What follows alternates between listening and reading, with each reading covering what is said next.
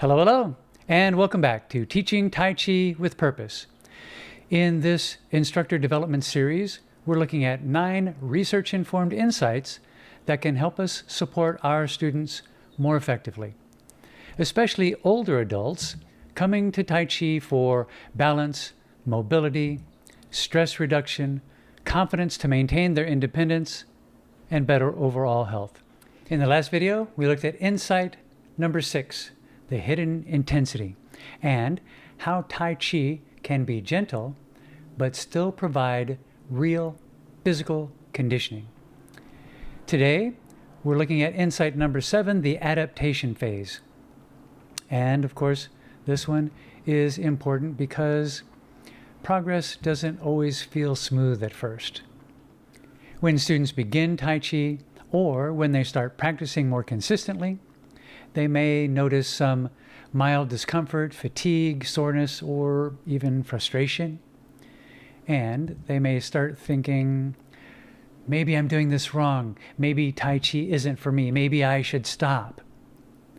But the ATCQA presentation points out that some participants experience mild discomfort early in practice, especially when starting or increasing intensity.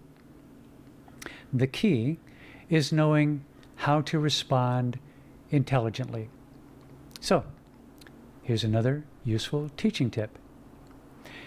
Because as instructors, we can help students understand the difference between a warning sign and an adaptation signal.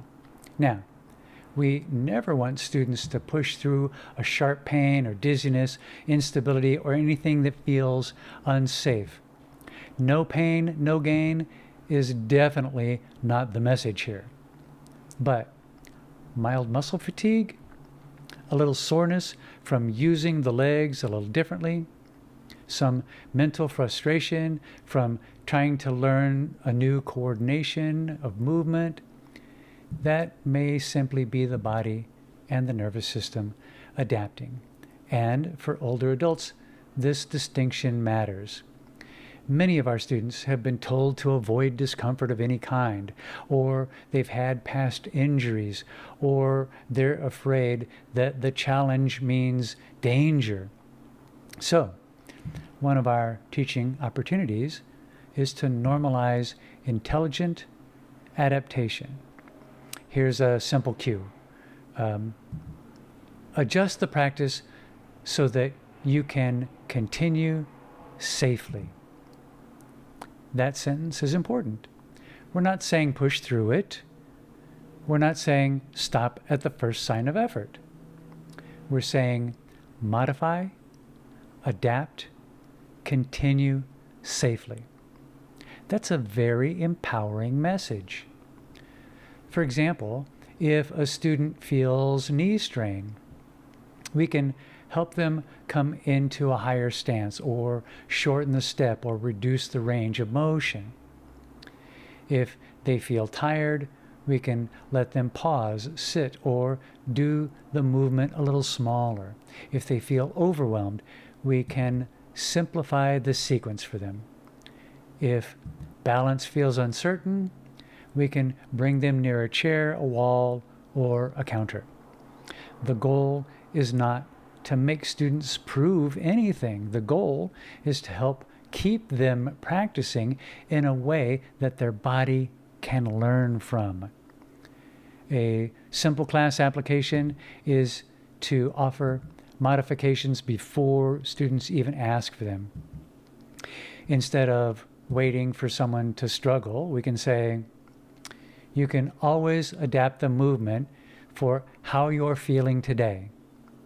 Make the movement higher, smaller, or slower today. All of those are valid. That gives the student permission to listen to their body without feeling like they're falling behind or failing. And here's a simple self-practice invitation. At home, practice one familiar movement for 2 or 3 minutes in a comfortable range. If anything feels too intense, make it smaller, higher, or slower, but keep in the habit. it's practical, and it's doable. And it teaches students that adaptation is part of the progress.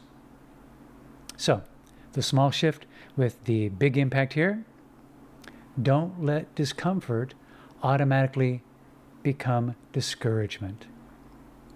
Help students interpret what they're feeling.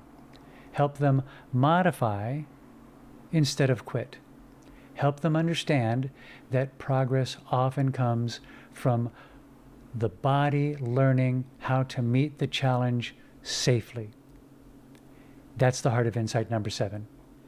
The key takeaway of this ATCQA presentation reminds us that Tai Chi becomes most effective when practiced consistently and with purpose. Train movement, breath, and awareness together. Challenge balance and coordination appropriately, and adapt movements to your own body. When students learn to adapt instead of abandoning the practice, that's empowering, and they begin to use Tai Chi more fully. That's how great instructors turn gentle movement into measurable transformation.